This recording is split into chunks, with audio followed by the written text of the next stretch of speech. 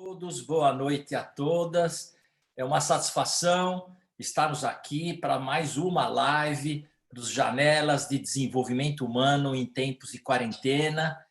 Esse evento é um evento comunitário, é um evento gratuito, é um evento onde a gente reuniu uma série de intelectuais, professores da academia, empresários, artistas, cineastas, são uma série de profissionais que estão entregando o seu tempo para produzir palestras que possam ajudar você no seu desenvolvimento, analogamente como os cantores que acalmam os nossos corações em tempo de quarentena, isolados em casa. A gente ouve um grande cantor que a gente ama, cantar aquela música bonita. Nós estamos buscando pessoas maravilhosas que têm muito conteúdo para colocar para vocês, e assim vocês podem se desenvolver pessoalmente e profissionalmente. Quero, antes de mais nada, agradecer a todos os apoiadores, né? Temos vários, né? Todos os palestrantes que, de uma maneira muito generosa, estão vindo aqui gratuitamente entregar seu tempo para vocês, mas também tem as organizações que nos ajudaram, como o SEIB, né? Que é a melhor empresa para trabalhar no Brasil, a melhor empresa para mulher trabalhar no Brasil, que é uma coisa muito bonita, né? A doutora Lídia me ajudou bastante nesse evento. Quero agradecer a BRH, que está sempre atenta a tudo que tem a ver com desenvolvimento humano. Quero agradecer a PABB, que é uma associação que ajuda as crianças que são portadoras de necessidade especial na figura do Djalma, e quero agradecer a Inteleto na figura do Carlos Felipe, que é o diretor de tecnologia, que está se entregando aqui nesse evento, trabalhando o dia inteiro para esse evento funcionar, né, que é uma logística forte, com muitas pessoas envolvidas. Então, agradeço a Inteleto, que é uma organização de consultoria na área de trilhas de aprendizagem e curadoria de conhecimento. Bom, hoje nós temos a alegria de receber a professora Carla Antíloga. É difícil soletrar, eu tenho um problema aqui, viu? Mas a Carla Antloga, não é isso, Carla? É assim? Isso. Correto? Carla Antloga. Antloga. Muito bom. Isso. A Carla, ela é uma professora muito importante da UNB e está fazendo um trabalho muito bonito, né? Então, a gente tem muito carinho por ela, vem falar sobre pandemia e trabalho feminino, né? Vamos fazer reflexões, vamos ver quais são as perspectivas, né, do trabalho feminino num contexto difícil que a humanidade está enfrentando, e a gente já sabe que a mulher, né, ela tem lá sempre um ônus, né, em casa, e como é que fica agora ela dentro de casa o tempo todo? Então, a Carla vai estar aqui para nos falar, com certeza, das pesquisas maravilhosas que ela está fazendo. E o currículo da Carla é extenso, eu vou dar aqui uma sintetizada para que vocês tenham uma ideia. A Carla é doutora em Psicologia do Trabalho, professora e pesquisadora em trabalho feminino da UNB. Ela é coordenadora também de um grupo de estudos e pesquisas em psicodinâmica do trabalho feminino, colaboradora na área de qualidade de vida da ENAP, que é a Escola Nacional de Administração Pública. E a Carla faz questão de dizer que é mãe do Miguel, de 13 anos, e do Francisco, de 4 anos. Então, Carla, você está aqui, a janela é sua, estamos dentro da sua casa. Muito obrigado por você abrir a sua casa, viu, o seu coração para falar com a gente. Então, você fique à vontade, o público é seu. E muito obrigado, viu? Obrigada, Carbone. Hoje eu conversava com uma colega de departamento, e a Cristiane Fayad, que é professora, né, e ela dizia, poxa, que honra ser convidada pelo Carbone para participar desse evento. E esse reconhecimento, eu também, é uma honra poder estar aqui. Você sabe que eu aceitei de pronto o convite, né? Você falou, depois a gente vê a data, não importa, eu quero participar, é uma grande alegria poder estar aqui. O que eu pensei hoje, né, para a gente poder começar a falar dessa questão de trabalho feminino? Bom, primeiro você pontuou aí uma coisa que é extremamente relevante para mim, que é a questão da maternidade. Do meu ponto de vista, maternidade é um trabalho que eu escolhi, mas muitas não podem escolher, e eu também não escolhi esse trabalho em todas as condições que me são impostas. É muito importante a gente dizer isso, né? Tempo atrás tinha um post aí no Facebook rolando que o pessoal falava, uma mulher falou assim, olha, eu amo meus filhos, mas tem dia que eu não gosto de ser mãe. E isso reflete a minha realidade. E muitas vezes nessa pandemia essa é uma sensação. E eu tinha pensado em muitas coisas, né, assim, diversas para poder compartilhar hoje com quem está nos assistindo. Quero agradecer também a audiência, sei que tem muitos meus alunos, alunas, parceiros de trabalho, colegas que são pesquisadores junto comigo aqui assistindo. Vai ser bom a gente poder pensar juntos, né? Mas eu pensei em muitas coisas, agora eu avaliei, né, enquanto já tinha construído os slides, eu vou compartilhar a tela aí, só para o pessoal saber, já tinha construído, né, os slides, mas eu penso que tem uma coisa que é muito relevante a gente falar hoje, né? Só um minuto. Eu não tô conseguindo compartilhar os slides. Carbone, avisa aí para os meninos. Vou avisar. Está dizendo que eu estou desabilitada. Mas, enfim, a gente pode começar, eu penso, falando da situação, né, do que Pode tentar aconteceu agora, aí Carla. essa semana. Oi? Pode tentar agora, por favor. Tenta Tá, agora. foi. Só um minutinho aqui.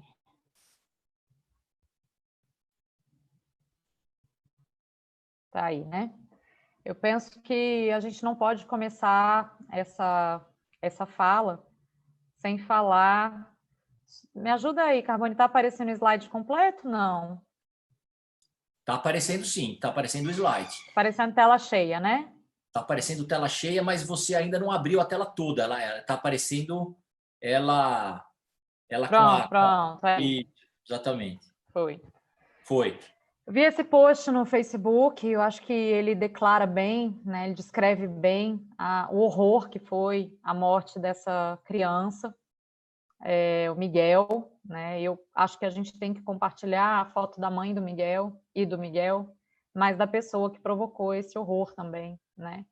E o que está descrito aí, eu acho que diz bem de qual é a situação do trabalho feminino e desse contexto de trabalho feminino. Eu acho que seria inviável começar essa palestra e falar do trabalho das mulheres sem falar dessa situação crítica, uma situação onde uma mulher usufrui do trabalho de outra mulher, que nos põe todas em muito colapso. Um tempo atrás eu gravei um vídeo para o Instagram, no meu perfil no Instagram, falando do quanto difícil para mim, né, ter e precisar do trabalho de outras mulheres, por mais que você melhore as condições de trabalho dessas mulheres. É um trabalho muito difícil, não é indigno, não é isso que eu estou falando, mas é um trabalho muito difícil, que não permite a ascensão profissional, que não permite o crescimento e que leva muitas dessas mulheres a permanecerem em situações de opressão durante toda a vida. Opressão essa que muitas vezes é combinada com uma violência. Então, a gente tem várias questões de interseccionalidade aí. Vejam, essa mãe é uma mulher pobre, negra. As empregadas domésticas no Brasil, em sua maioria, ou são negras. E então a gente não está falando de qualquer trabalho, né? E quando nós falamos de trabalho feminino, isso que a gente chama de interseccionalidade, raça e classe, aparece de maneira muito marcada. E isso é muito, muito grave, né? Então, o texto da Joana Rozovicquiat, penso que descreve bastante, né, essa situação de casa grande e senzala que a gente ainda tem, que é uma situação de casa grande e senzala ainda também para boa parte das mulheres. Eu estou numa condição extremamente privilegiada, né?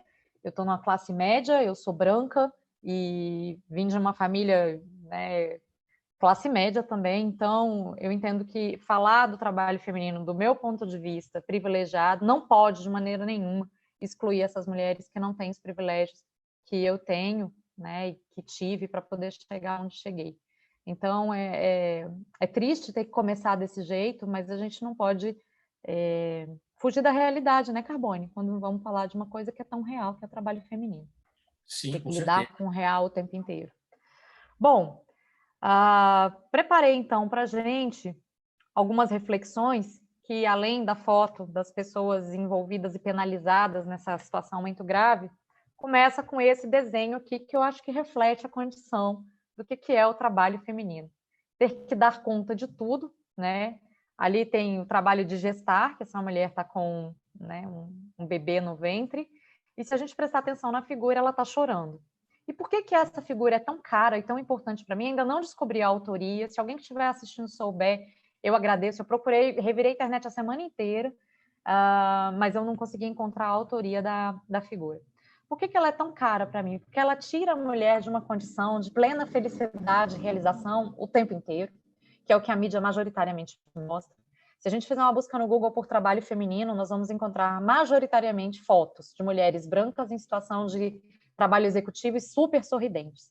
Poucas fotos com mulheres extremamente sobrecarregadas e ainda assim mulheres brancas. Então, existe um obscurantismo em relação ao trabalho da maior parte das mulheres em relação à psicodinâmica desse trabalho. Em que sentido? No sentido de que esse trabalho ele transforma, né, a parte emocional, a parte psíquica das mulheres que estão trabalhando, e aí, como fala lá aquela música, a gente termina sendo percebida como triste, louca ou má, muitas vezes, porque está extremamente sobrecarregada, com esse trabalho que essa figura retrata também, né? É atender o telefone, é dar conta do tempo, é gerenciar a carga psíquica, é gerenciar a carga mental, gerenciar a carga física, e ainda existe uma expectativa de preencher uma série de critérios de feminilidade, estar sempre feliz e sorridente. Bom, como várias vezes eu sou questionada em relação por que você também não fala do trabalho dos homens?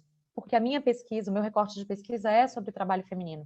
Não quer dizer que o cenário do trabalho que os homens executam seja muito melhor, mas ele não é tão grave e tão crítico quando a gente faz essa combinação interseccional, principalmente com raça e classe, e com uma série de opressões, que é o que eu pretendo evidenciar para vocês aqui hoje, com uma série de dados e de pesquisas que são feitas na área, né? O que a gente tem em termos de cenário de trabalho geral que agrava a condição do trabalho feminino? Primeiro, condições de trabalho flexíveis. Mas flexibilidade de horário não é bom? Para as mulheres, não necessariamente. Principalmente porque isso vem com uma combinação, que é o que a gente está vendo agora, de uma expectativa de que a mulher vai realizar o trabalho doméstico e o trabalho de cuidado. Precarização dos postos de trabalho, no que se refere a salários e condições, instabilidade dos empregos, um aumento vertiginoso do trabalho informal, nos últimos anos no nosso país, e perda de direitos e garantias trabalhistas para quem tinha. Porque se a gente for pensar, por exemplo, no caso das empregadas domésticas, a gente tem aí cerca de 5 anos que elas passaram a ser tratadas como quaisquer outras trabalhadoras, né? Com os direitos, com a possibilidade de fundo de garantia. Antes, isso não havia. E com carga horária relativamente regulamentada. Então, um dos principais trabalhos de sustento das possibilidades da inserção de outras mulheres no mundo do trabalho, que é o trabalho doméstico remunerado, só passou a ser considerado trabalho há muito pouco tempo, né? Muito pouco tempo mesmo. Então, até 5, 6 anos atrás, se eu não estou enganada nas datas, as trabalhadoras domésticas não eram vistas como trabalhadoras, era uma classe especial dentro bem dessa perspectiva de casa grande e senzala. Esses cenários do trabalho, né, essas mudanças que têm acontecido no mundo do trabalho, que já vem aí de longa data, a gente está falando de uma precarização que começa ali já na década de 90, essas mudanças têm repercutido de maneira diferente, obviamente, sobre a classe trabalhadora, só que as mulheres ficam mais expostas às informalidades, desemprego e pior remuneração. Começo do ano aí apareceu uma pesquisa falando da quantidade de mulheres que é demitida no pós-licença maternidade. Aconteceu comigo, na minha primeira licença maternidade, quando eu voltei, feito, né, dado o prazo ali do que era obrigatório me manter contratada, eu fui demitida, sem essa explicação, obviamente, mas ficava evidente que tinha sido por causa do filho que eu tinha tido, porque eu estava em idade reprodutiva, que eu certamente tinha medo que eu engravidasse de novo, né? Desigualdade de gênero e divisão sexual do trabalho terminam determinando o papel a ser ocupado por homens e mulheres. Ou seja, quando eu sou demitida porque eu tive um filho, isso me diz uma série de coisas. Primeiro, isso me coloca dificilmente os homens são demitidos porque tiveram filhos. Já começa por aí. Dificilmente os homens são penalizados por conta da gravidez. Uma outra coisa que aconteceu comigo também é que eu entrei no doutorado, fiquei grávida, e era evidente, né, para mim o tempo inteiro que aquele não era um lugar para uma mulher grávida, vomitando, passando mal, e depois, recém-parida, eu tive que voltar a assistir aula com 20 dias. Do meu filho mais velho nascido, porque para a CAPES, que era quem financiava meu doutorado, não havia, até aquele momento, eu fiz doutorado entre 2006 e 2009, não havia a figura da licença maternidade para uma estudante de doutorado. E há pouco tempo a gente terminou de coletar dados de uma pesquisa que o meu grupo conduziu, a pesquisa Ser Mãe, Ser Universitária, porque eu sofri essa situação no doutorado, mas várias meninas, né, nas universidades sofrem isso quando ainda estão na graduação, várias mulheres sofrem isso quando ainda estão na graduação. Então, vejam, quando a mulher é penalizada por ficar grávida na graduação, o recado que a gente está dando, né, é que esse não é um lugar para ela. Muitas desistem, depois não conseguem voltar. Então, isso já começa no comecinho, tem antes, tem várias questões antes, mas para a gente falar de uma vida exclusivamente acadêmica, que é muito mais a área onde eu, né, me insiro, isso já começa a prejudicar a menina ali. Que a maior parte, eu fui coordenadora de graduação do curso de psicologia da UNB durante 4 anos, dificilmente um menino ia, dificilmente um aluno homem ia lá dizer que tinha se tornado pai, né, e que, portanto, estava com dificuldades para poder conduzir os estudos. Mas as meninas era regra isso acontecer. Então, essa desigualdade de gênero ela vai determinar o papel a ser ocupado por homens e mulheres, né? E quais trabalhos são destinados a cada um dos gêneros. E aí a gente entra numa questão que é importante, que é a divisão sexual do trabalho. Isso é estudado por N teóricos estudiosos, que vai delegar os homens à esfera produtiva e as mulheres à esfera reprodutiva e doméstica. Então, em que pese o fato de muitas pessoas dizerem teve filho porque quis, bom, primeiro, essa não é a realidade no Brasil. No Brasil, uma mulher, se fica grávida, mesmo sem querer o filho, ela vai ter que ter. Lembro que grande parte, por exemplo, dos filhos das mulheres adolescentes não são filhos de homens adolescentes, e sim filhos de homens adultos, mas ainda assim essa parentalidade não é dividida igualmente. Uma outra questão que a gente tem é que pelos homens é feita a apropriação das funções com maior valor social adicionado. Trarei daqui a pouco dados gráficos aqui sobre quem são as pessoas que ocupam grandes cargos de liderança, mesmo em profissões em que a maior parte das trabalhadoras é mulher, por exemplo, a própria psicologia. Ainda hoje, as grandes associações, as grandes organizações são compostas, são lideradas majoritariamente por homens e majoritariamente por homens brancos. Existem 2 princípios, em termos teórico-metodológicos, que são organizadores, né, então, dessa divisão sexual do trabalho. Primeiro é o princípio da separação, porque existem trabalhos que são percebidos como trabalhos de homens e trabalhos que são percebidos como trabalhos de mulheres. Cuidar é um trabalho percebido como um trabalho de mulher. Meu filho já estudou em escolas, por exemplo, que a escola quis contratar professores para o ensino infantil, professores homens, e os pais ficavam em choque, porque como que eu vou ter um homem cuidando do meu filho pequeno? Né? Então, existem trabalhos que são de homens, trabalho de mulheres. Minhas amigas, quando eu fazia ensino médico e resolveram, por exemplo, fazer medicina, sempre escutavam um discurso, mas você não pode ser cirurgiã, porque como você vai fazer para atender uma cirurgia de emergência, como é que você vai engravidar? Né? Era a grande questão, que diz bastante disso que é esperado de homens e mulheres no trabalho. E o princípio hierárquico, porque um trabalho de homem vale mais que um trabalho de mulher. Isso também não é invenção da nossa cabeça, existem evidências inúmeras aí, né, dos salários que são pagos aos homens e das possibilidades de crescimento para homens e mulheres. Falando da divisão sexual do trabalho, a gente vai imediatamente para a questão da inserção da mulher no mercado de trabalho. Porque essa inserção vai se dar em função da divisão sexual do trabalho, em função de todas as questões econômicas que se relacionam ao trabalho, vai se dar em meio a ocupações de baixa capacidade técnica e subalternizada, possíveis de serem conciliadas com as atividades domésticas. Quando a gente fala de flexibilização, por exemplo, a gente verifica, tem uma aluna de doutorado, Noêmia, que está nos assistindo agora, a Noêmia Moraes pesquisa empreendedorismo feminino. O que a gente verifica, por exemplo? A maior parte das mães se tornou empreendedora porque queria ficar cuidando dos filhos em casa, porque não tinha quem fizesse isso por elas, os homens, no geral, os maridos. Se a gente faz ali um corte, né, das mulheres que começaram a empreender com mais volume, com mais aporte financeiro para poder investir nos seus negócios, os maridos ou os pais das crianças estavam envolvidos em atividades de maior prestígio, elas decidem, portanto, abandonar o seu trabalho para serem empreendedoras dentro de casa. O que gera, segundo os dados da pesquisa que Noêmia está fazendo, uma absurda sobrecarga mental, física e psíquica, como eu disse no começo aqui. Então, dupla, tripla jornada, ocupações técnicas, administrativas e de chefia, no geral, não são designadas para as mulheres, como eu já falei. Cores diferentes para diferentes ocupações. Uma outra aluna minha de mestrado, que também está assistindo a gente, a Flávia Oliveira, está terminando o mestrado dela numa temática super interessante, que é com gestoras negras, reconhecimento do trabalho de gestoras negras. E toda a pesquisa dela evidencia que essas mulheres dizem que, mesmo quando elas chegam em cargos de gestão, é como se aquele não fosse um lugar para elas, né? Ah, Carla, e você não vai começar a falar da pandemia? Vou falar da pandemia, porque a pandemia possibilitou que uma série de coisas que estavam ali ocultas e com as quais ninguém queria lidar, das quais ninguém queria falar, começassem a aparecer e pular, né, e serem evidenciadas aí, em função não só de um trabalho da mídia em relação a isso, mas em função de que, gente, não dá. Mulheres e homens trabalhando, né, em casa e sem suporte de empregadas domésticas e da própria escola, que no meu caso, por exemplo, era quem, né, me dava suporte para poder cuidar dos meus filhos, como é que a gente continua trabalhando fingindo que não está nada acontecendo, né? Fingindo que esse trabalho doméstico não existe. Bom, para as mulheres negras são destinados os trabalhos manuais, domésticos e precários. E tem uma outra coisa muito séria, que é a inserção da mulher branca no mercado de trabalho, ela vai se dar em detrimento da mulher negra.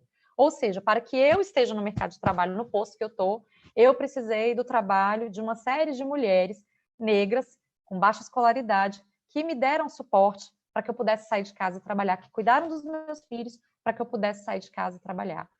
De maneira que hoje, para mim, é muito natural que eu estudasse trabalho feminino, inclusive em gratidão a essas Daniele, que foi babá dos meus filhos por tanto tempo, Celeste, que foi babá dos meus filhos por tanto tempo, Andréia, que ajuda a cuidar das crianças, e tantas outras que estiveram sempre na minha casa me ajudando. Mas isso é uma realidade. Quem eu tenho, quem eu contrato para poder ajudar, a gente não pode invisibilizar isso, né? Quem eu contrato para poder me ajudar sempre são mulheres negras que estão nessa condição de prestarem esse tipo de serviço e que dificilmente vão conseguir evoluir, sair desse lugar, porque eu também escutei outro dia, uma pessoa falou para mim assim, mas se a mulher quisesse, ela fazia, se ela quisesse, ela estudava e ela dava conta, né, de ascender. Gente, por favor, se você passa um dia fazendo um trabalho doméstico na sua casa, se você passa um dia dando faxina, chega no final do dia, você vai entender por que essa mulher vai ter muita dificuldade de conseguir estudar e fazer qualquer outra coisa. Que é um trabalho absurdamente desgastante e pesado. E a gente não... Acho que a pandemia trouxe isso, né? Todo mundo começou a ter que fazer coisas que não fazia antes, por absoluta falta de opção, e começou-se a entender que nós não estamos falando de qualquer trabalho, que é um trabalho muito desgastante, muito cansativo. Bom, trouxe aí, então, né, uma propaganda do Ministério Público do Trabalho, uma chamada do Ministério Público do Trabalho falando disso. Quem tem maior salário são as mulheres brancas, as mulheres negras ganham 45% menos do que as mulheres brancas. E a diferença, mesmo quando estão ocupando o mesmo cargo, nos contextos público e privado, desculpa, passei antes, nos contextos público e privado, as mulheres negras ganham menos, mesmo quando estão ocupando o mesmo cargo ou exercendo as mesmas funções. Existe um estudo que foi realizado pelo pessoal da administração da UNB, falando dessa diferença, né? E, por exemplo, para as mulheres negras não é permitido, elas às vezes estão fazendo a mesma coisa que uma mulher branca está fazendo, mas no serviço público a elas é atribuída uma função gratificada menor, mesmo quando elas assumem a mesma responsabilidade pelo trabalho. Bom, eu disse que ia trazer alguns dados e estatísticas aí, a fonte é Oxfam Brasil, 2019, o relatório Tempo do Cuidar, mas a gente tem a última PNAD aí também, eu trouxe alguns dados dela, a PNAD de 2019, que vão falar do trabalho feminino como um todo. Primeiro, as mulheres têm pouca representação política. A gente vê aí que no Brasil 68% das candidaturas em 2018 foram masculinas e apenas 32% femininas.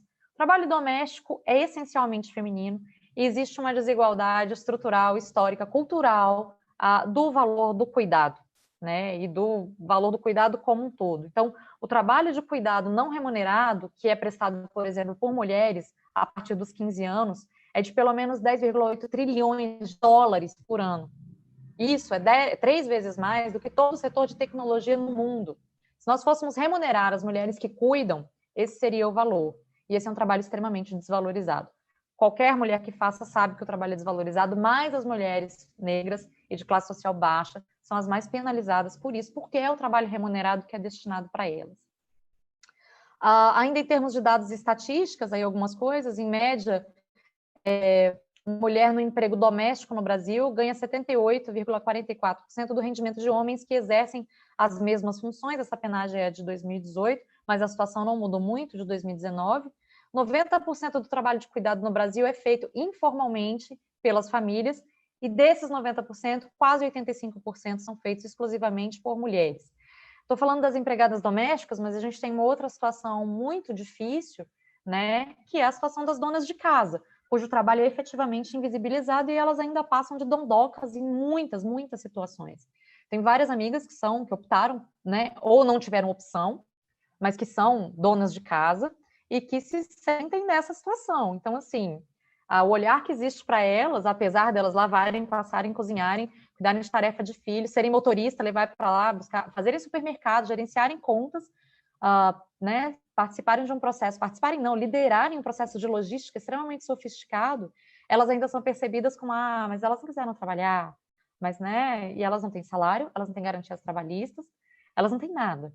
Se o casamento, por exemplo, dessas mulheres acaba, há pouca, quase nenhuma garantia de que elas serão amparadas de alguma forma, porque nós sabemos também, por estudos e estatísticas dados, inclusive experiência própria, que dificilmente a justiça vai fazer com que essa mulher seja recompensada adequadamente por todo o trabalho que ela prestou para a família inteira. As mulheres que não tinham carteira de trabalho assinada receberam, em 2018, cerca de R$ 707, ao passo que para as formalizadas esse valor foi de R$ 1.210 em média. E lembro que a maior parte das pessoas que não têm carteira de trabalho assinada no Brasil são mulheres. Só falar uma coisa para vocês, vocês vão ouvir barulho, né? Quem está aí acompanhando vai ouvir barulho de criança, que eu estou com o meu filho menor ali, o filho maior cuidando do filho menor, então se vocês escutarem esses barulhos domésticos, eu não tenho o que fazer. É barulho de vida real de mãe de 2. Ainda em termos de estatísticas, né? Vejam, ainda tem uma coisa muito importante aqui, que é o seguinte, quando a gente fala aí embaixo, né, de mulheres e meninas ao redor do mundo dedicarem 12,5 bilhões de horas todos os dias ao trabalho de cuidado não remunerado, a gente está dizendo também que essas meninas estão sendo treinadas a ocupar um lugar em um papel. Quando eu pego, mesmo nas classes mais baixas, meninas que são colocadas para poderem cuidar e meninos que são liberados para poderem brincar e fazer outras coisas na rua, e isso acontece muito frequentemente, né? A gente vai nas famílias de baixa renda e vê o quê? A menina com o irmão no colo, 7 anos de idade, a menina com o irmãozinho no colo, a mãe teve que sair para fazer faxina, enfim, trabalhar, e os meninos jogando futebol e fazendo outras coisas. A eles não é destinado esse lugar de cuidado. O que acontece? Eu estou formatando um jeito de ser e de pensar dessa menina. Porque o trabalho, ele molda as pessoas. A gente faz um trabalho e deixa a nossa marca no trabalho, mas o trabalho também deixa marcas na gente. Eu estou ensinando para ela que o valor dela está associado ao trabalho doméstico que ela faz com qualidade. Eu estou dizendo para ela que a casa que ela limpa, a comida que ela faz, o cuidado com o irmãozinho, que vão determinar o valor dela. Estou ensinando para essa menina que ela vai ser mais valorosa na medida em que ela exerça um trabalho de cuidado muito bem feito. Outros dados aqui, esses do IBGE, então vocês podem ver que, né, para chamar a atenção aqui, por exemplo, de novo, o tempo dedicado aos cuidados de pessoas a afazeres domésticos, a gente vê que esse tempo aumenta quando a gente está falando, né, de mulheres pretas ou pardas. Aqui uma diferença de rendimento extremamente importante, que está aí também evidenciada pelo IBGE. A gente pode falar, por exemplo, também da questão da educação, né? No que se refere ali, o tempo inteiro o que a gente vê é isso, né? A mulher pode até que, nesse caso, ter mais ensino superior completo, mas quando a gente fala de cargos gerenciais, né, mesmo com ensino superior completo, quando a gente fala de cargos gerenciais, a gente vê que a menor parte é a que é ocupada por mulheres e a maior parte ocupada por homens. Os dados de 2016 e 2017, mas mais uma vez a gente vê que em 2019 a coisa não mudou muito. Só um minuto, gente. Tá tudo bem aí com vocês dois? O pai dele chegou? Então vamos descer, Francis. Só um minuto, gente. Você quer dar tchau para a mãe? Cadê o sapato? Gente, desculpa, mas eu já tinha avisado. Fala oi. Tem um monte de gente vendo a gente lá, ó. Agora deixa a mamãe continuar. Continuando aqui, então. Média de horas dedicadas aos cuidados de pessoas a afazeres domésticos, a gente vai para a mesma situação. Então, quando a gente olha ali cor ou raça, né? A gente falando de homens e mulheres, o verde são as mulheres, muito mais dedicadas ao cuidado. Volto para o meu argumento, isso molda um jeito da mulher ser e se inserir na sociedade, e no mundo, e no casamento, e no relacionamento. A proporção de ocupados por trabalho em tempo parcial, vejam ali, verde, são em verde as mulheres, então em todas as regiões do país. Quem ocupa os trabalhos parciais, né, de tempo parcial, majoritariamente mulheres. Opa! Aí a questão do rendimento, mesma coisa também, né, de quem é o maior rendimento, mulheres em amarelo, homens em azul. A gente tem ali a razão, a proporção, que nos leva à conclusão semelhante à que eu já falei antes. Isso aqui está lá no outro gráfico que eu já trouxe. Cargos gerenciais por sexo, segundo os grupos de idade, cor ou raça, majoritariamente homens. Quando eu assumi o meu primeiro cargo de chefia em empresa privada, foi muito engraçado, porque, assim, o cargo, ele ainda não tinha sido assumido por uma mulher, né? Eu era muito nova ainda, tinha menos de 30 anos na época, e a coisa que eu mais escutava era esse descredenciamento. Mas você é uma garota, mas você é uma menina, mas você é uma criança, né? E tudo isso querendo mostrar ou evidenciar que havia uma certa incompetência. E quando eu cheguei a resultados positivos naquele cargo que eu estava ocupando, e alguns resultados um pouco acima da média, eu não podia falar disso porque senão eu era arrogante. E quando eu ia falar, eu tinha que trazer o nome do meu chefe, né, o meu superior hierárquico, para poder dizer que aqueles resultados tinham sido alcançados. Isso aconteceu há 15 anos, e a situação parece não ter mudado muito ainda pelo mundo, né? Ainda do relatório da Oxfam, 64% das mulheres concordam, 64% dos entrevistados concordam que as mulheres têm menos renda só por serem mulheres. Eu e duas colegas da Universidade de Brasília, professora Valesca Zanello, professora Aileen Pfeiffer Flores, conduzimos agora há pouco uma coleta de dados sobre o Covid-19 e o dispositivo materno, para a gente tentar entender o que estava acontecendo com a maternidade e as mulheres agora na pandemia. Os primeiros resultados evidenciam para a gente que, apesar de toda essa possibilidade de repensar, ainda assim as mulheres estão absurdamente sobrecarregadas.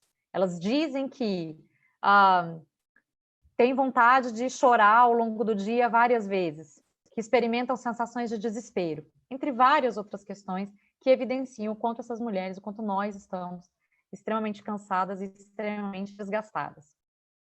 Bom, apresentadas essas estatísticas aí, o que eu posso dizer para vocês em termos de tempo de trabalho, né? No começo do ano, agora, antes da pandemia, eu fiz uma palestra para a Agência Nacional de Aviação Civil, pelo Dia da Mulher, e a palestra foi Mulheres e o Uso do Tempo, né? E o que a gente vê em termos de trabalho? Primeiro que a carga horária é um importante fator se analisar a inserção da mulher no mercado de trabalho, especialmente porque essa coisa da flexibilidade, ela pode ser uma armadilha para a mulher. Fato da, como eu falei, né, um pouquinho atrás, fato da gente estar em trabalhos que são parciais faz com que a maior parte dos trabalhos de cuidado dos trabalhos domésticos fiquem a nosso encargo, e isso não é percebido da maneira adequada, mesmo pelos familiares, né? Acho que as mulheres que estão aí participando podem dizer isso, podem relatar essa experiência. Então, muitas vezes nem os familiares percebem o quanto é desgastante estar nesse trabalho.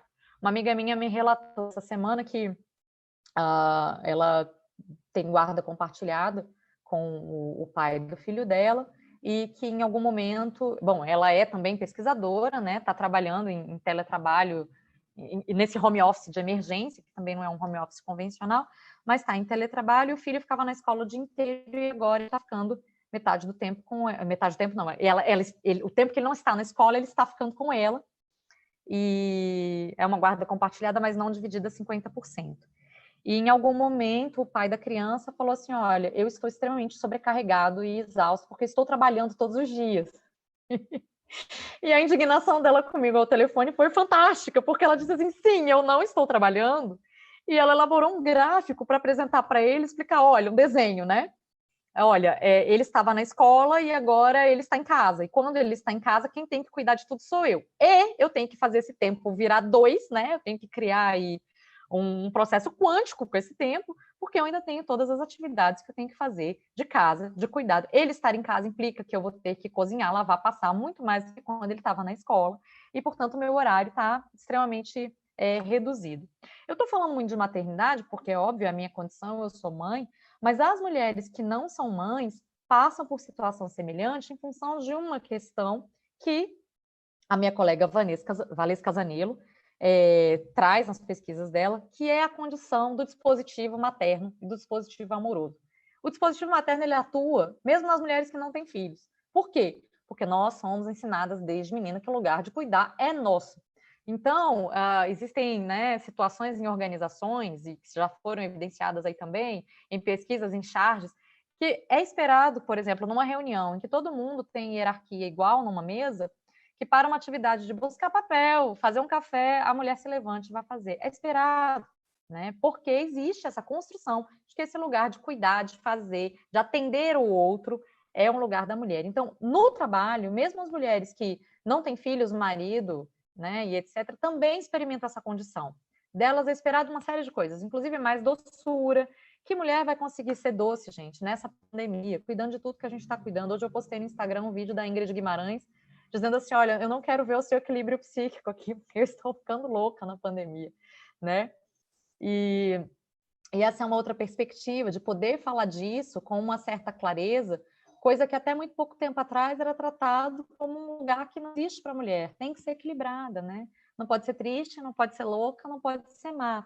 Tem que estar dando conta de tudo e ainda por cima estar sorridente, feliz. Então, voltando aqui para o nosso slide, essa questão do tempo de trabalho, né?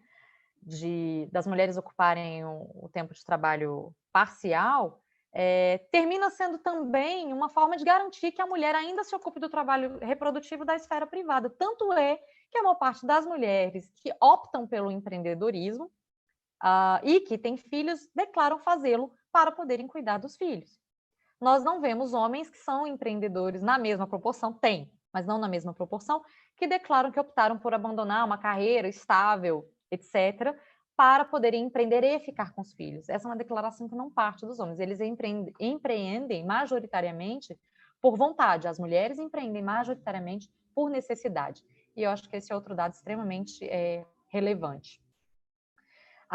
Ainda em relação aos horários, né, flexíveis, nós vemos aí que existe para a mulher a possibilidade de então, por que a mulher não contrata uma creche, né, ou não coloca o filho numa creche? De novo, nós temos a questão da interseccionalidade. Para quem que existe creche disponível? Para quem pode pagar, porque para a mulher pobre, serviço de creche não está disponível para todas. Nós vemos, inclusive, várias incongruências aí, uma espécie de cinismo, que muitas vezes a mulher, para poder conseguir ocupar o seu lugar na creche, né, ocupar o lugar da criança na creche, ela precisa estar empregada, mas ela não vai conseguir emprego se ela não tiver a criança na creche. Então, a gente tem uma série de incongruências, né, de contrassensos, que vão evidenciando muito esse lugar dificílimo para a mulher que trabalha fora de casa e que trabalha dentro de casa. Eu já mencionei aí as donas de casa, né? Trouxe aqui um pouco de um apanhado das notícias que estão aí na mídia, fiz essa coleta hoje. O que essas notícias estão trazendo, né? Deixa eu ver se eu consigo voltar aqui o slide, ficou meio rápido. Bom, está todo mundo falando que a pandemia pode marcar uma geração de mães que trabalham. Essa aqui atrás, da forma como eu coloquei não vai dar para ver, mas inclusive foi uma situação que aconteceu com um veículo de comunicação aí muito importante, que falou dos homens, né, de como os homens estavam fazendo home office no judiciário brasileiro, e esqueceu de mencionar as mulheres e teve que se retratar depois, falando das dificuldades das mulheres fazendo essa jornada dupla com home office, cuidando das tarefas dos meninos. Eu fico pensando que eu estou numa situação bastante, de novo, privilegiada. Meu filho está em escola virtual, ele é extremamente independente e ele é um menino de 13 anos de idade. O de 4 anos de idade, nós acabamos optando por cancelar a matrícula dele na escola, porque eu não estava conseguindo passar a manhã, né, o período da manhã que ele tinha que ficar na frente do computador, acompanhando ele, porque no geral eu estou em reunião, estou fazendo outras coisas, e eu não conto com uma trabalhadora doméstica na minha casa para poder fazer isso. Então, como é que a gente dá conta? As minhas amigas que estão com filhos na alfabetização, isso eu estou falando de uma classe privilegiada que está com os filhos em homeschooling, porque as escolas públicas em vários lugares do país se organizaram zero para conseguir fazer isso. Tá, e a mãe está com o filho na alfabetização. Como é que ela vai participar da reunião online, que o horário é imprevisível, ou que segue uma rotina de trabalho convencional, né? Como se nada estivesse acontecendo. Reuniões que começam às 11 horas da manhã, quem vai cozinhar? Quem vai cozinhar? Quem vai fazer comida para todo mundo que está em casa, né? Poderia ser um marido, tá, mas e as mulheres que não coabitam com o companheiro, por exemplo? Alguém vai ter que cozinhar para essas crianças. Então, a gente, além de ter um problema do trabalho feminino e da invisibilidade desse trabalho, porque, gente, isso reflete a invisibilidade. Quando uma equipe marca uma reunião para 11 horas da manhã, né, e depois o expediente tem que voltar às 2 horas da tarde, o que a gente está dizendo? A gente está dizendo que as pessoas não vão comer, é isso, né, que vai acontecer, assim, elas não vão se alimentar, ou, sei lá, vão pedir iFood o tempo todo. Aí, aqui a outra reportagem, né, cuidar, trabalho invisível, que agora está escancarado. E uma outra coisa que me chamou muita atenção, né, aí está no É o País, retomada econômica saiu hoje, retomada econômica ignora mães que precisam ir ao trabalho e não terão escolas para deixar os filhos. Retomada econômica, obviamente, não ignorou os pais, que não vão ter também com quem deixar os filhos, mas deles nós não estamos falando. Então, vejam, é uma reportagem que pretende apresentar uma incongruência, de certa forma apresenta, né? Porque veja, o que as mulheres vão fazer? Mas, gente, os filhos também são dos pais. Como é que a reportagem não fala desses pais, né? Eu entendo, mas assim, não foi exatamente, entendi a proposta, mas enfim, deixaram de fora de novo outras pessoas que poderiam ser cuidadoras também, né? Então, nós entendemos, dentro da perspectiva da psicodinâmica do trabalho feminino, para já puxar aí mais para a minha abordagem teórico-metodológica, que o cuidado é um trabalho, que a maternidade é trabalho, né? Porque o cuidado, ele não é só uma atitude de atenção, ele vai abranger ali uma quantidade absurda de atividades materiais, uma logística de gerência de microprocessos, que é extremamente esgotante, extenuante, né? E que vai precisar, que consiste, no fim, em oferecer uma resposta concreta, não uma resposta ilusória, imaginária, mas uma resposta concreta às necessidades, às demandas dos outros, né? Estando sozinha com as crianças em casa, faz algum tempo que eu cuido sozinha da minha casa, mas eles estavam na escola o tempo inteiro, então eu tinha um tempo liberado para poder fazer isso. Mas estando com as crianças em casa, a gente vê o quanto que esses microprocessos são extremamente extenuantes, né? Extremamente demandantes. Essa minha aluna, que também é minha amiga, a Noêmia, falou para mim outro dia, eu estava muito estressada depois de limpar a casa, teve um derramamento de suco de uva no corredor, e ela falou para mim que o sonho da mulher, o sonho da mulher que limpa a casa é colocar todo mundo para fora depois que ela limpou, e é um pouco isso, né? Porque é um trabalho invisível, gente, esse trabalho de cuidar e de limpar, e é um trabalho infinito.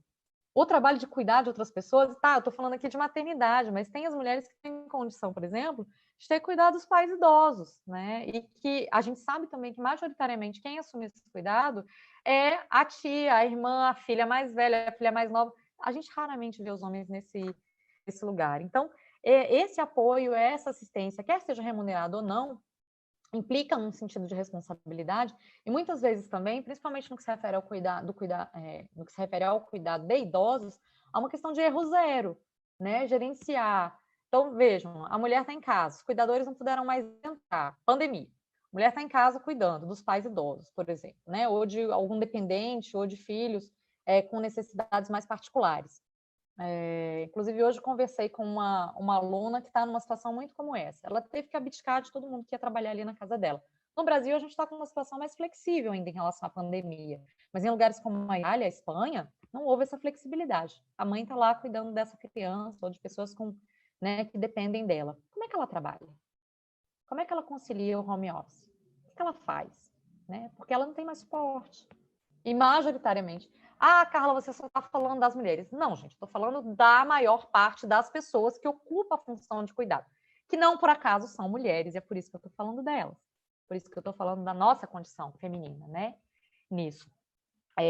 Então, de novo, isso volta a moldar a mulher, como eu falei, no mesmo caso das meninas lá, volta a moldar a mulher para qual é o lugar dela. Ela tem que ser boa cuidadora. Ser boa profissional é o que sobra. Ela tem que ser boa cuidadora. Né? Ela tem que dar conta. E isso vai determinar, inclusive, o valor dela como pessoa. Porque se ela for descuidada, o que é? Ela ama menos. Se uma mãe descuidada com o filho, o que é? Né? A atividade de cuidado mal feita por uma mãe. É que ela ama menos esse garoto. Ela ama menos essa cria. Né? Então, isso vem muito imbricado quando a gente fala de trabalho feminino. Chegando quase no fim dos nossos slides, bom, a nossa compreensão evidenciada por uma série de dados, estatísticas, pesquisas, é de que a maternidade é um trabalho. Quando é que o trabalho reprodutivo foi excluído da esfera de discussão do que é o trabalho? Quando é que isso aconteceu? Né? quando precisou se colocar a mulher dentro de um trabalho doméstico desvalorizado, porque o trabalho sempre foi dividido, mesmo em tempos ancestrais, mas o valor dessa divisão do trabalho não era estabelecido como o é hoje, né? Havia uma compreensão de que o trabalho que era executado pelas mulheres era fundamental para a manutenção da vida, e de que o trabalho de reproduzir era fundamental, reproduzir-se, né, de gestar, era fundamental para a manutenção da humanidade. Porque efetivamente hoje, né, se as mulheres parassem todas de se reproduzir, como é que a gente mantinha o sistema? Se houvesse essa possibilidade. Ah, mas aí você não pode dizer, Carla, que maternidade é trabalho, que reprodução é trabalho. Vai se reproduzir para você passar pela experiência. Maternidade é trabalho, e o trabalho reprodutivo, como bem descreve Silvia Federici, tanto no Caliban e a Bruxa, quanto no Ponto Zero da Revolução, o trabalho reprodutivo, ele é o trabalho que sustenta o nosso sistema econômico hoje. Basicamente é isso. Se parássemos de ter vida sendo reproduzida, inclusive essa é uma grande questão no que se refere ao aborto. Se eu autorizo, né, se eu autorizo o aborto em condições seguras, nós vamos ter uma queda da taxa de natalidade, certamente, principalmente da taxa de natalidade das pessoas mais pobres. Isso vai ser um problemão para o sistema como ele está instituído hoje. Bom, e aí quando a gente coloca essa naturalização da maternidade como algo que não é trabalho, que não é sacrificante, que não é desgastante, ou que é sacrificante, por isso tem que ser feito com um desvelo, porque assim a mulher consegue no lugar dela, no céu, a gente termina tendo uma naturalização das competências e do saber fazer desse trabalho feminino, como se fosse natural para a mulher cuidar, e não é natural. Isso é uma coisa ensinada, aprendida, estruturalmente, culturalmente. Ou seja, os homens também podem aprender. Se a gente mexe na cultura, e essa é uma perspectiva, os homens também podem dar conta de fazer isso, né? Com a mesma competência. Esses dias eu estava conversando com o meu namorado e ele falou que ele acha que homens e mulheres, que pais e mães, são diferentes até a hora que acaba a amamentação, e é verdade, porque dali em diante podem cuidar de maneira igual, apesar de não ser o que a gente vê, né, na realidade. Bom, aí, quando eu estava terminando de fazer os slides, né, e estava vendo notícia triste lá que eu tive que colocar no primeiro slide, eu estava me perguntando, quais são as perspectivas? E eu vou fazer uma pausa retórica aqui para poder beber água também, né? O que a pandemia trouxe para a gente em termos de repensar a realidade? O que a gente pode repensar? Primeiro, a questão de repensar já o que a gente ensina às meninas desde muito cedo, as brincadeiras, as possibilidades, os lugares. E eu não estou dizendo com isso que todo mundo deve parar de dicas para as meninas, não é isso. Nós não podemos atribuir às meninas o valor, né, ou caráter ao quanto elas estão dispostas a cuidar ou não de uma criança, de uma casinha. Tempo atrás estava passando um vídeo, estava rolando um vídeo também em Facebook e Instagram, de uma menininha que ganhava uma dessas Baby Alive, e ela ia entrando em desespero pelo quanto a menininha, a bonequinha lá, né, estava programada para chorar em vários momentos, e pelo quanto essa boneca demandava, né, da menininha. E ela ficando num nível de exaustão, de irritação com aquela boneca, e aquilo foi filmado como se aquilo fosse engraçado, né?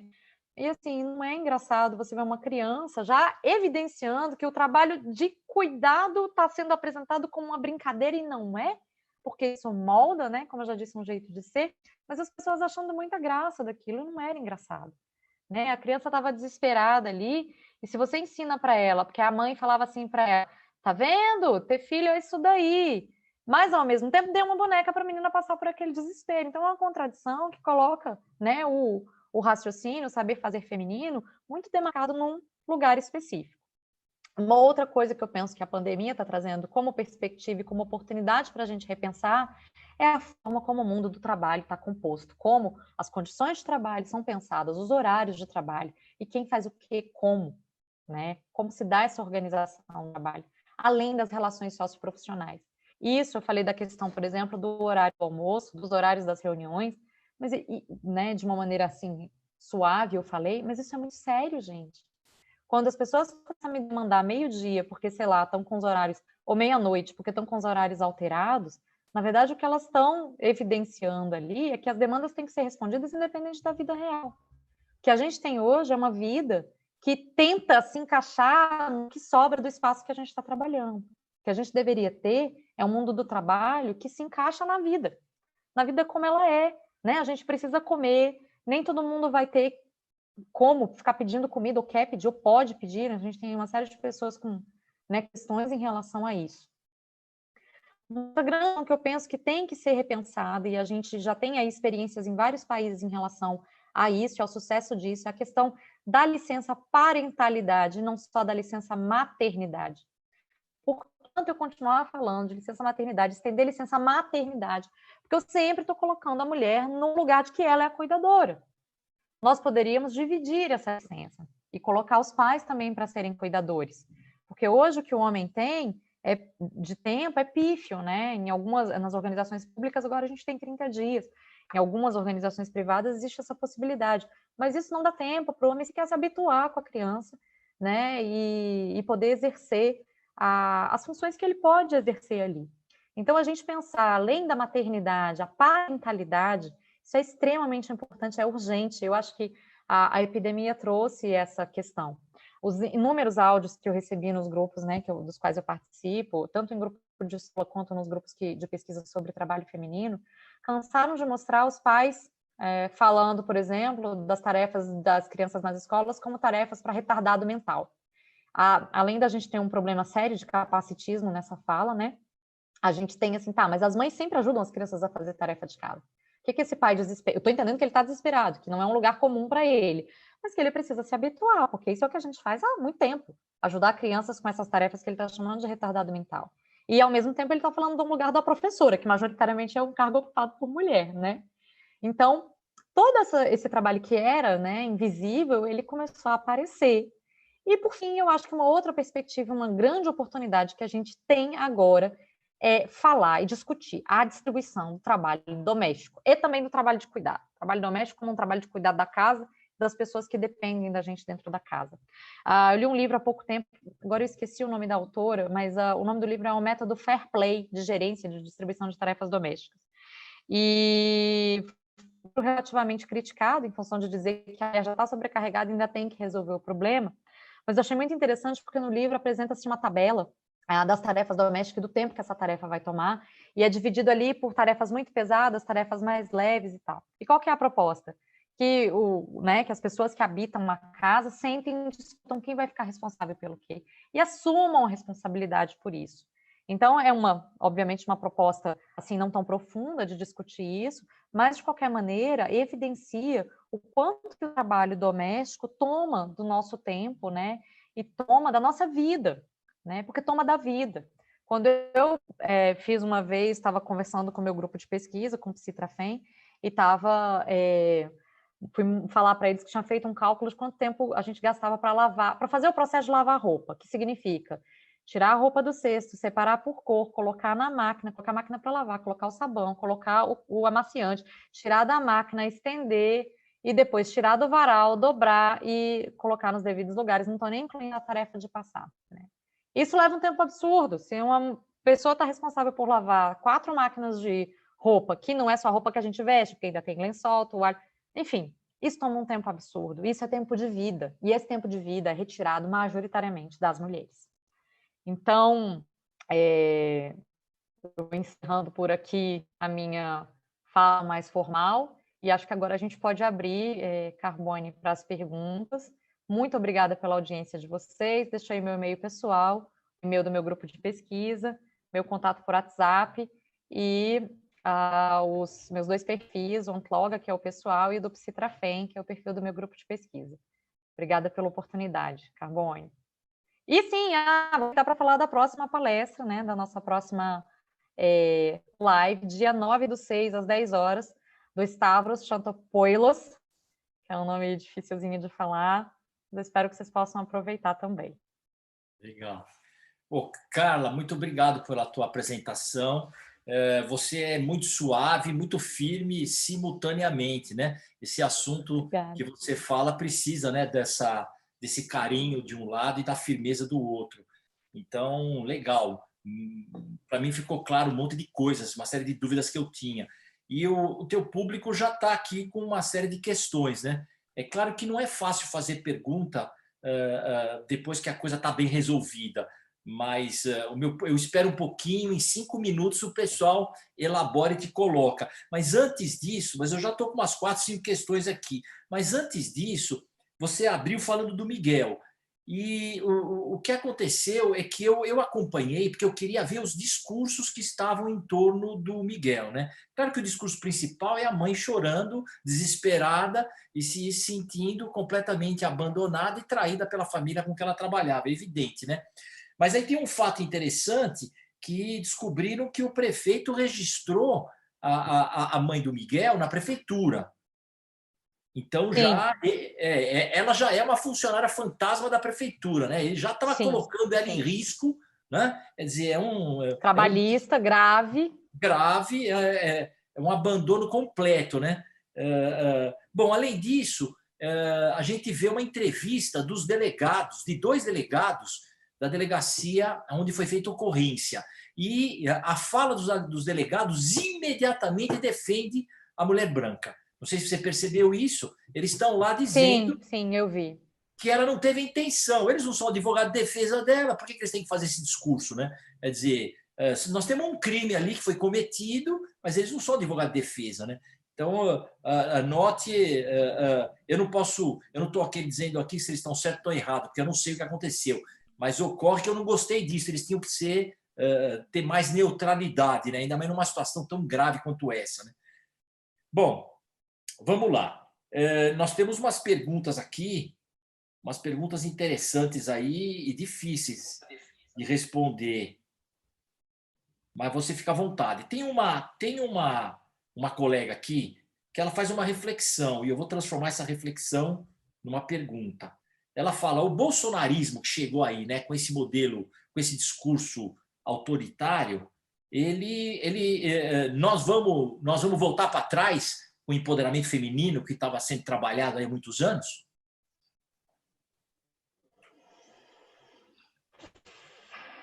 Pergunta difícil, né?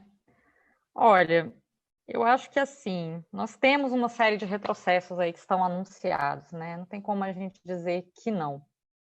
Agora, eu sempre tenho uma perspectiva de que, assim, eu acredito, né? Eu escolho acreditar que quando a gente está numa situação tão complicada politicamente, como independente do bolsonarismo, quando a gente está numa situação política tão complicada como a gente vem experimentando no nosso país nos últimos anos, a gente tem a oportunidade de olhar para o que é mental, para o que precisa ser repensado.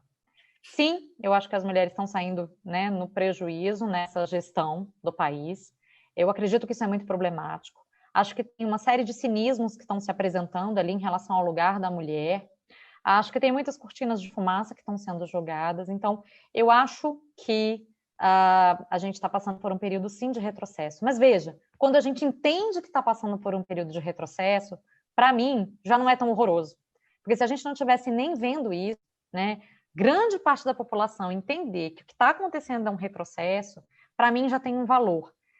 Carla, você está aí olhando o copo meio cheio. Claro que não, eu sinto na minha pele várias questões, né? Eu sei como em várias questões a gente está sendo prejudicado em vários níveis, né? Que não era o nosso objeto aqui de fala, mas sim, eu entendo que sim, mas eu entendo que a gente estar falando disso e ter oportunidade de olhar para isso já me diz que nós mudamos muito, nós avançamos muito, que vamos avançar ainda mais.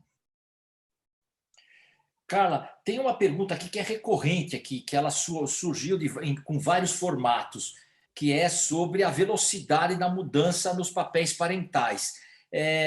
Essa velocidade, como é que você acha que tem que se agir, do seu ponto de vista político, de políticas públicas, ou principalmente na educação, para tornar isso mais rápido?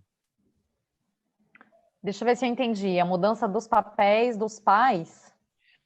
O papel da mulher e o papel do homem, né? A conscientização do papel da mulher e do papel do homem na sociedade, no trabalho, na casa, né? Todos esses. Olha, eu penso que em termos de política pública mesmo, que a gente precisa discutir os tempos de afastamento de homens e mulheres para cuidar dos filhos.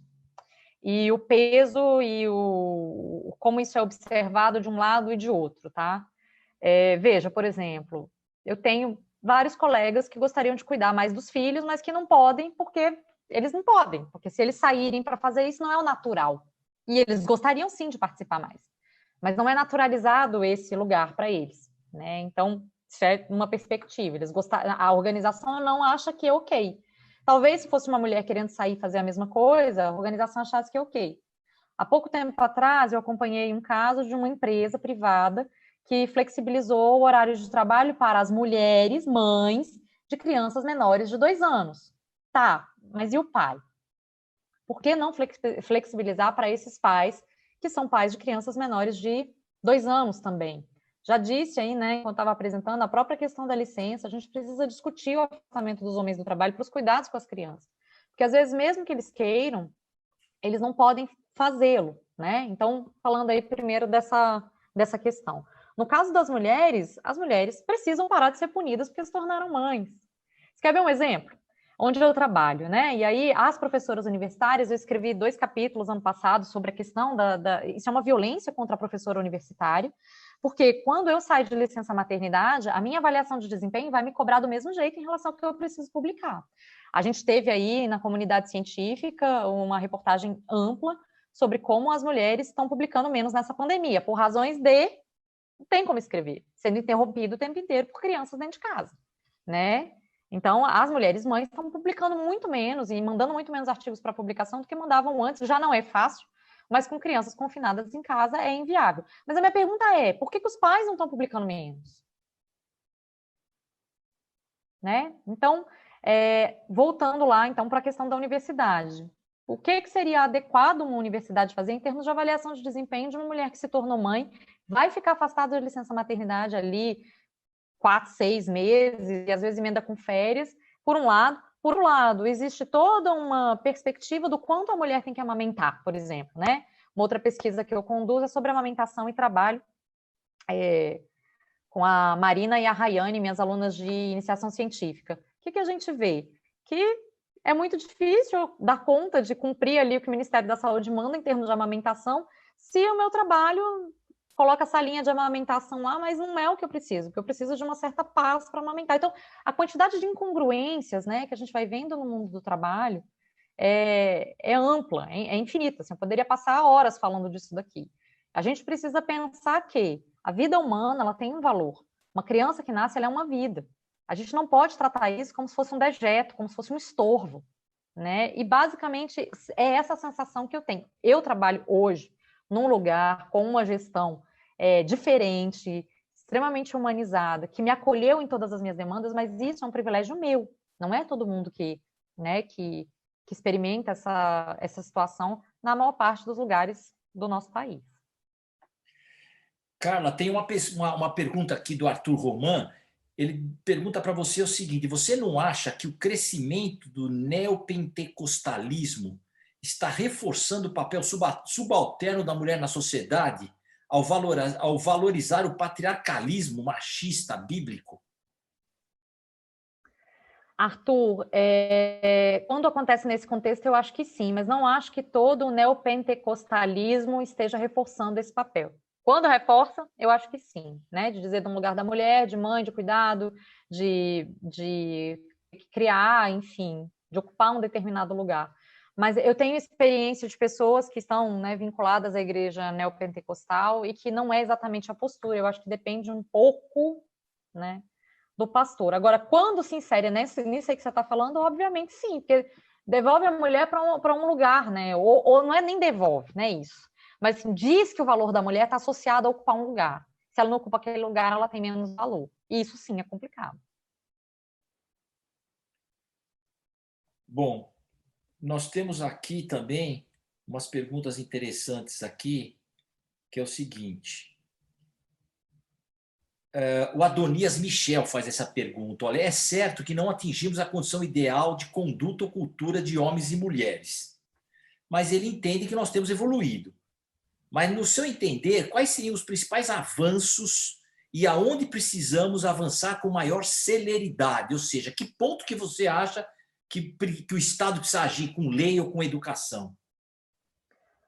Michel, muito bom te ver aqui. Já estive com o Michel em outros contextos de curso. Vi aqui várias pessoas queridas, as que eu estou conseguindo ver aqui. Meg, muito bom ver você aqui. E meu querido amigo, que faz anos que eu não vejo, Ângelo Machado. Tem mais gente, mas eu estou falando dos que eu estou conseguindo ver aqui agora. Michel, quais são os principais avanços? Putz, está difícil falar de avanço, tá? Tá bem difícil falar de avanço nesse momento. E eu sei do seu ponto de vista, eu entendo.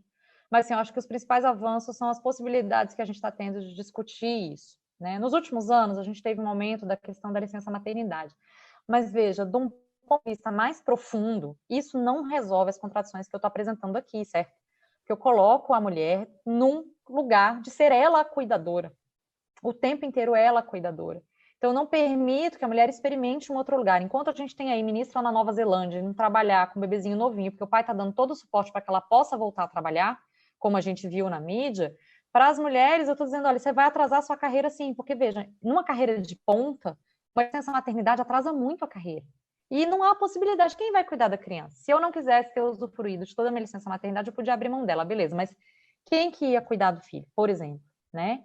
Então, eu acho que assim, os principais avanços têm sido em relação às perspectivas e à discussão das possibilidades. Poder falar isso aqui agora e conseguir nomear as coisas, eu acho que já é um grande avanço, né? Nós não tínhamos essa possibilidade até muito pouco tempo atrás.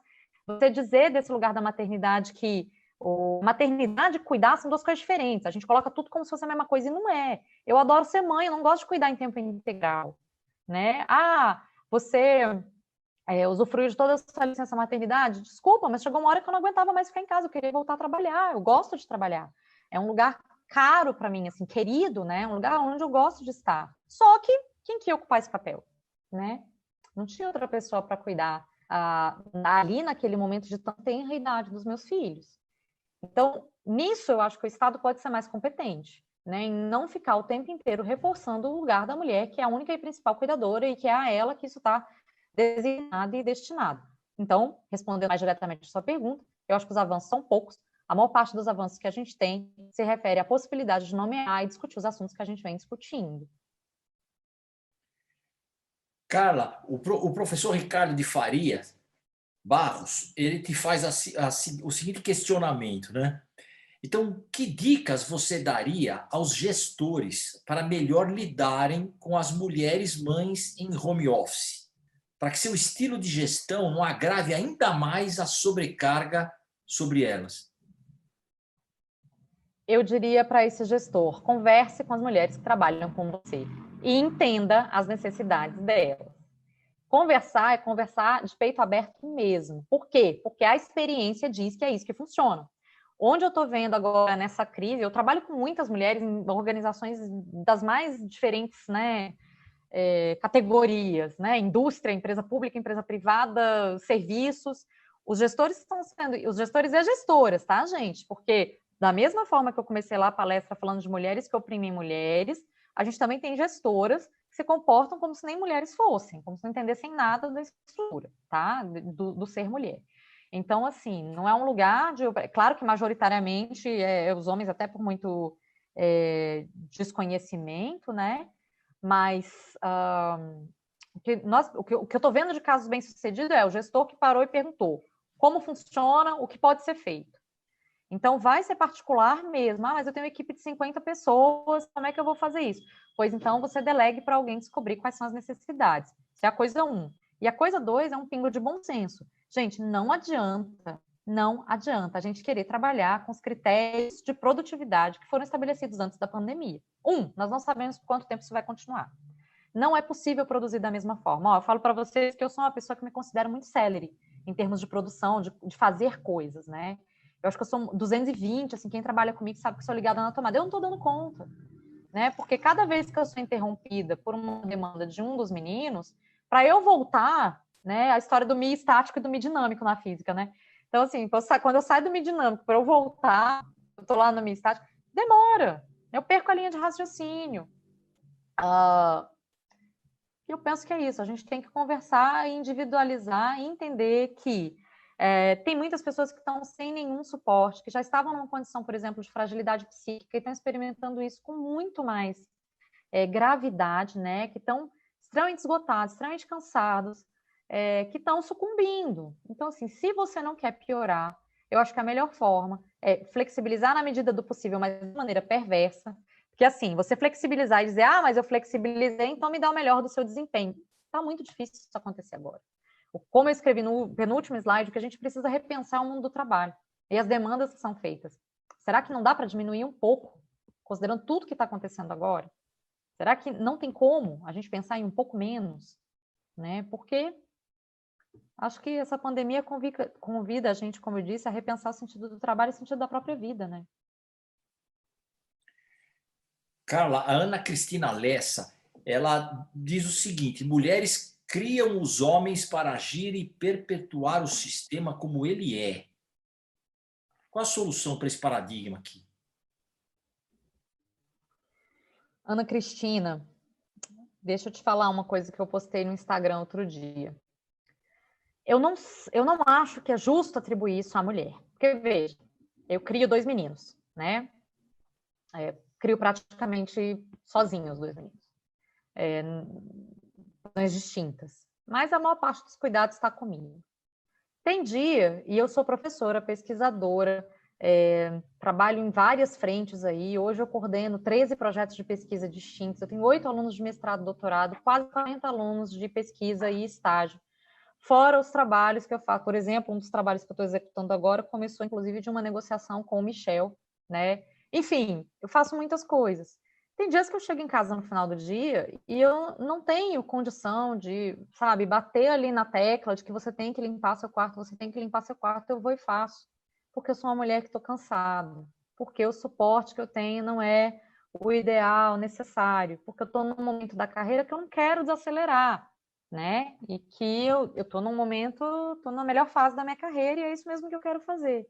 Então, eu penso que, assim, por exemplo, a escola podia contribuir com uma série de coisas. A escola dos meus filhos, o menor agora saiu, mas é uma escola de vanguarda. E ainda assim, a gente vê o machismo se perpetuando ali, por exemplo, na distribuição de tarefinhas dentro da sala de aula. Ou nos exercícios que eles passam, porque é lugar de menina e lugar de menino. Né? Ou quando o meu filho fala para mim que rosa nem é cor de menino, que se ele fizer isso, ele vai ficar parecendo uma menina. Veja, ele passa 8 horas por dia dentro da escola. Por mais que a mãe seja feminista, tá difícil a gente dar conta de agir sozinho. Então, eu queria te convidar a essa reflexão. Quando a gente diz que as mulheres criam os homens para serem machistas, talvez a gente não esteja olhando o cenário de maneira mais ampla, talvez a gente não esteja sendo tão justo com essas mulheres, porque as mulheres estão muito cansadas. Eu tenho uma tia, criou com o meu tio, que é maravilhoso, mas eles tiveram, ao mesmo tempo, 4 crianças dentro de casa. Ela chegava do trabalho, era professora em período integral, ela chegava do trabalho, ela falava, o tempo que eu vou gastar, poder mandar a menina fazer e eu poder recolher, eu prefiro fazer. Né? Então, tem que ter um pouco mais de generosidade em relação à forma como a gente pensa essas mães. Eu estou falando por mim. Eu não dou conta sempre de obrigar. Né? Eu tento, tem distribuição de tarefa, tem rotina, tem quadro de coisas para fazer. Mas, às vezes, a mãe está muito esgotada para ainda dar conta de fazer isso. E não conta com esse apoio estrutural da sociedade. Carla, eu queria que você falasse um pouco da condição da mulher no Brasil frente a outros países, né? Mas só como a título de reflexão, eu não sou especialista nisso, vou falar com base no meu senso comum, né? A gente sabe que no mundo árabe a mulher sempre viveu em quarentena, né? Porque não pode sair, não pode fazer absolutamente nada, né? A mulher é tratada como, né? Como você sabe como, né? Mas engraçado que em outros países, né? Por exemplo, como a Itália, você tem a mulher, a valorização da mulher dentro da casa tem muito a ver com a questão da cozinha, com a importância do alimento para os italianos, né? Então, ninguém pode entrar na cozinha, ela domina, ela quer dominar tudo, mas ocorre. Quando você vê um chefe, esse chefe italiano, ele é homem, ele não é mulher, né? Sim. E a mulher italiana, eu acho, uma opinião, eu sou de família italiana, que ela tem uma condição ainda ela é mais controlada do que a mulher brasileira. Você vai para a França, a mulher parece que já é criada mais para a liberdade e tal, né? Mas, apesar de tudo isso, o que está acontecendo? Na Itália, na França, na Alemanha, já parece que entre 30% e 40% das pessoas moram sozinhas. O que significa que a questão da família e do problema da relação do homem-mulher vai mudar de uma maneira enorme, porque a mulher está sozinha lá, trabalhando, independente, o homem está sozinho, desconfigura tudo, né?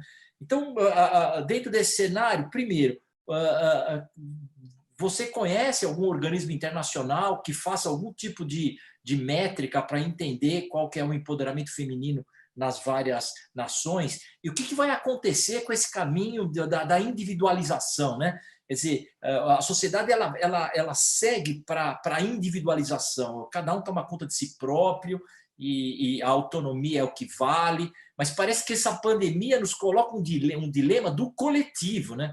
Que parece que a gente começa essa individualização parece que não dá certo. O ser humano essencialmente é coletivo e tem que administrar suas brigas, né? Então comenta um pouco para nós. Assim, os primeiros organismos, ONU Mulheres e OIT, tem uma mensuração, tem métricas bastante adequadas em relação a isso, especialmente a ONU Mulheres. Então, eles têm relatórios anuais, né, sobre isso que você está me perguntando aí, em relação ao empoderamento. Tem várias organizações, mas para falar de uma maneira mais global, a gente tem ONU Mulheres e OIT, que tem uma seção destinada ao trabalho feminino, né?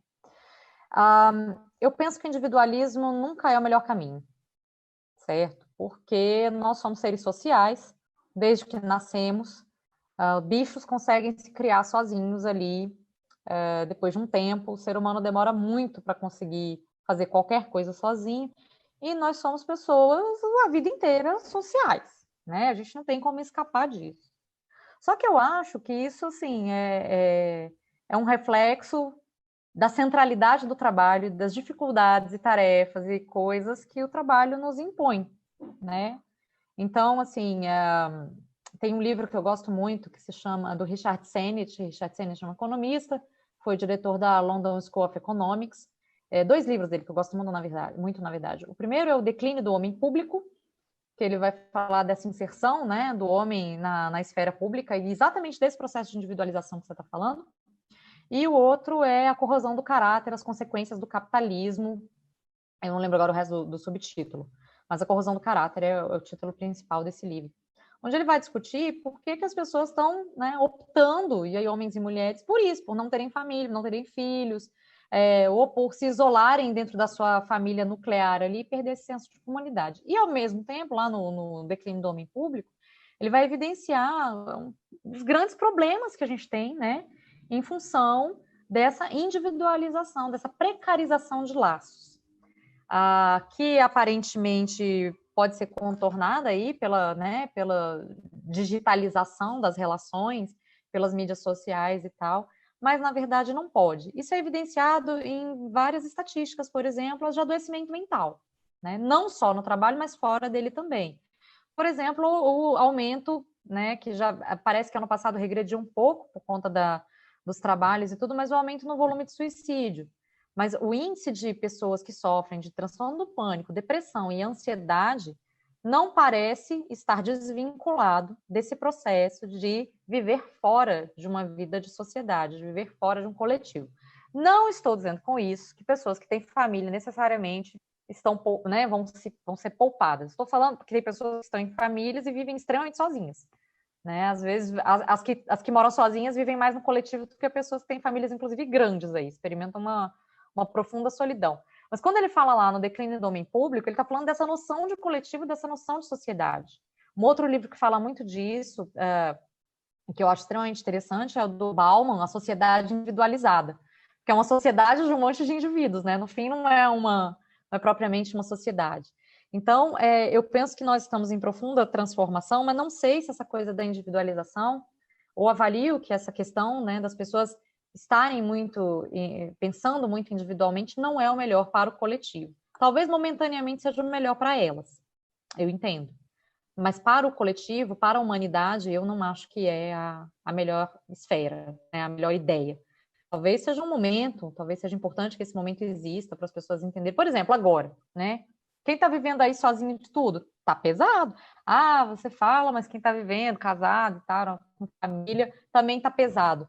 Tá, mas quando você se vê, por exemplo, né? As pessoas que estão, os solteiros e... Não solteiros, mas pessoas que viviam sozinhas, porque solteiro parece que a pessoa precisa casar para ter alguém, mas não. As pessoas que habitavam sozinhas lá na Itália, olha, o índice de enlouquecimento está aí em tudo que é estatística, né? Enlouquecimento real mesmo. crise de pânico e desesperos profundos e outras comorbidades, porque a solidão ela é adoecedora. Viver sozinho não quer dizer que você vai viver em solidão, mas existe uma tendência, porque nós sabemos que quanto menos tempo você se dedica para atividades sociais, você se dedica para atividades sociais, quanto menos tempo você passa envolvido com pessoas, laços que não sejam de trabalho, a gente vê que mais tempo as pessoas se dedicam para o trabalho. Então, uma das coisas mais comuns hoje, por exemplo, é a gente ouvir gente dizendo que tranquilamente trabalha 12 horas por dia, como se isso fosse uma coisa extremamente saudável, né? A tal da agenda cheia o tempo inteiro é quase sinal de status na nossa sociedade. Carla, você falou do Bauman, né? E o Bauman, por várias vezes, se mostrava pessimista com o destino da humanidade, né? Em que pese que eu já confidenciei aqui nessas janelas que o pessimismo dele era maravilhoso, né? Porque é profundamente instigador. Mas um pouco na linha dele, e ele pegou um pedaço disso, né? Porque ele morreu em 2017 e ele falava com muito carinho da rede social como uma alternativa à solidão, né? Então, diz que se o mundo está individualizando, a rede social vem trazer uma coisa muito legal, que é a possibilidade de você não ficar sozinho, né? Pelo menos digitalmente. Mas ocorre que a rede social ela cria bolhas. E ao criar bolhas, a questão é que o jovem, né, que é o grande ator, não que o velho não seja, né? Eu sou velho e eu não saio das redes sociais, mas o que ocorre é que o jovem nasceu dentro dela, é diferente. Eu não, eu nasci num outro contexto, né? Você nasceu no analógico, né? Que nem entrou no digital só depois. Eu nasci bem antes aí. Eu nasci bem antes. Mas olha só. Então, o que acontece? Essas bolhas, ela cria um cenário interessante, que é não ter a interferência de valores e de conhecimentos que são dos velhos. Eu não tô demarcando velho e novo como uma oposição, não é isso. Mas a experiência ela está nas pessoas que têm mais tempo de vida. Isso no exercício do cotidiano ou no trabalho. Pode ser que o novo seja o cara que tem mais experiência. Fala de game, é a molecada que tem mais experiência, não é o velho. Né? Então, mas via de regra, dada a complexidade do conhecimento, são as pessoas mais experientes que podem fazer influência. Então, quando você cria uma bolha, você não tem a interação das pessoas que são mais experientes. Então, o conhecimento ela roda ali dentro e ela não tem capacidade de se renovar ou de ser contraposto, né? Então, essas sociedades aí digitais que se criam, elas operam com valores próprios. Então, cada um berra o que quiser, defende o que quiser. E aí, para onde vai? Como é que vai ficar a questão da liberdade feminina? Vai acabar esse conceito de homem e mulher? Como é que faz? O que isso vai gerar? Pergunta capiciosa essa sua, viu? Eu não sei se eu consigo responder essa sua pergunta. Eu não sei o que vai gerar. Eu realmente não consigo prever, assim, né, consequências muito maiores. Eu acho que, voltando lá para a questão do que eu penso sobre as diferentes possibilidades e tudo, eu acho que, assim, essa questão dos algoritmos, né, e do que eles permitem, no fim das contas, do que você está vendo mais do mesmo, mais do mesmo, mais do mesmo, mais do mesmo, eu acho que tem levado as pessoas a uma certa vivência monotemática, né? Então, eu fico vendo, por exemplo, lá no meu Instagram, toda vez que eu quero ver alguma coisa diferente, eu tenho que dar uma saída das páginas para poder meio que enganar o algoritmo ali. Então, acho que tem essa questão. Está posto, né? Essa questão de como isso é configurado, não tem muito para onde a gente correr, porque, enfim, tem uma gerência própria, isso daí. Mas eu entendo lá a perspectiva do Bauman, né, em relação ao que as redes sociais possibilitam, e eu acho também bonito, de certa forma, o pessimismo dele, mas falando da primeira parte da sua pergunta, então o que eu acho que acontece com as redes sociais? Eu acho que a experiência das redes sociais, ela não é, das pessoas, das amizades, das vivências nas redes sociais, ela não é uma experiência plena. Por quê? Porque nós estamos isolados dentro dessa bolha. E, portanto, como você mesmo colocou, a gente fica impedido de conviver com outros tipos de possibilidades e de refletir sobre outras possibilidades. Cada vez eu vejo mais do mesmo, interajo com mais do mesmo, então, né, não me sobra muito o que pensar fora ali do meu quadrado, fora ali da minha bolha. Aí você perguntou, deixa eu ver se eu entendi, você perguntou se isso levaria a uma dissolução dos papéis de homem e mulher e tal. É isso? Ou Sim, não isso entendi? mesmo. Isso mesmo, é isso mesmo. Eu não vejo um problema na dissolução do papel de homem e mulher. Se levasse a isso, eu acho que seria né? Eu realmente não vejo um problema na dissolução da função do papel de homem e mulher, do lugar de homem e mulher, porque tudo isso foi criado por estereótipos de gênero. Né? O que a gente diz que é lugar do homem, que a gente diz que é lugar de mulher, é uma coisa muito perigosa, porque assim, aí tá, volta lá para a questão que me perguntaram lá da igreja neopentecostal, o lugar da mulher é criando filho e se reproduzindo, o lugar do homem é na vida pública. Então, se isso permite essa mobilidade de papéis, eu acho excelente. Eu realmente acho excelente. Quando as primeiras vezes que eu falei para as pessoas, né, que isso que eu falei aqui hoje para mais gente, em relação, por exemplo, a gostar ou não de ter licença maternidade, ou gostar ou não de amamentar, que foi uma coisa que eu não gostei, todo mundo dizia que tinha que fazer, que era sagrado e era lindo, e foi uma experiência que eu não curti, né? E eu amo os meus filhos, assim, absurdamente. Mas eu acho que a gente poder repensar esses gostares, esses lugares, esses papéis, é uma coisa interessante. Se essas interações nas redes sociais permitem isso, então eu acho que isso é uma vantagem. Muito bom. Então, cara, foi ótima a nossa conversa aqui, foi muito gostosa, e eu acho que tem muito ainda a se debater, porque esse assunto é um assunto muito sério, né? É um assunto muito É sério, longo, né? é longo Profundo. e muito sério. Bom, mas a audiência foi alta e o pessoal foi muito fiel aí à sua apresentação, ficou muito atento às suas respostas. Hoje é sexta-feira já, 19h30, e o pessoal está firme aqui ouvindo a Carla. Então, Carla, eu quero te agradecer muito, viu, pela tua participação, pela tua Obrigada a você pela disposição. oportunidade, querido. Sempre bom Ah, estar é com você. muito bom. E aí eu só queria que você desse aí um tchau para o pessoal, né? A tua última palavra para as pessoas aí te ouvir, viu? E nós vamos encerrar o evento hoje com a sua fala. Olha, gente, eu quero dizer que primeiro, né, essa iniciativa do Carbone foi, como eu falei lá no comecinho, não sei se todo mundo estava me acompanhando, essa iniciativa do Carbone, assim, é de uma generosidade, ter se disposto a esse trabalho de organizar as agendas e a participação de todos nós. Eu nem sei mais o número de lives aí, quase 40 ou mais, Sim, por aí, é, né? sim, 40.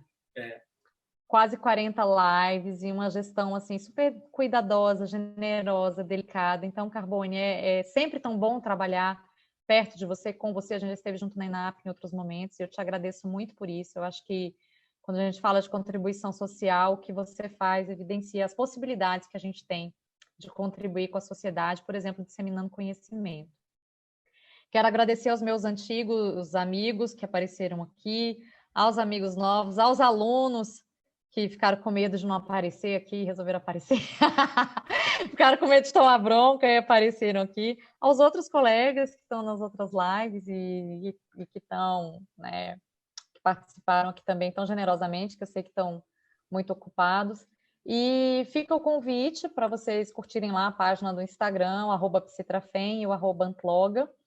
E para a gente poder conversar de maneira mais informal que seja em outros momentos sobre essa temática. Muito obrigada pela presença de todos e legal. todas. E você está convidada, cara, a participar da próxima live, que a próxima live é muito interessante, que é um candidato eterno a ministro da Educação nesse Sim, governo sim. Bolsonaro. Eu falo com respeito, porque ele é um profissional que a vida inteira se dedicou para a educação, na Fundação Getúlio Vargas, conheço muito ele, Sim. mas eu acho interessante, ele é sempre o candidato que vem à tona quando cai um ministro da Educação, né? E pelo visto, parece que vai cair ainda muitas vezes, né? Porque é um ministério complicado nesse cenário terrível que a gente está vivendo. Então, ele resolveu vir falar aqui nessa live e eu acho que ele vai trazer muita audiência e vão fazer perguntas muito interessantes para ele. Então, você está convidada, porque todos nós aqui, de uma certa maneira, somos educadores e queremos saber para onde vai esse Ministério Sim, da Educação, sim. né? Ou o que ele tem para propor, né? Que seja melhor ao que está posto aí, que é uma coisa muito difícil.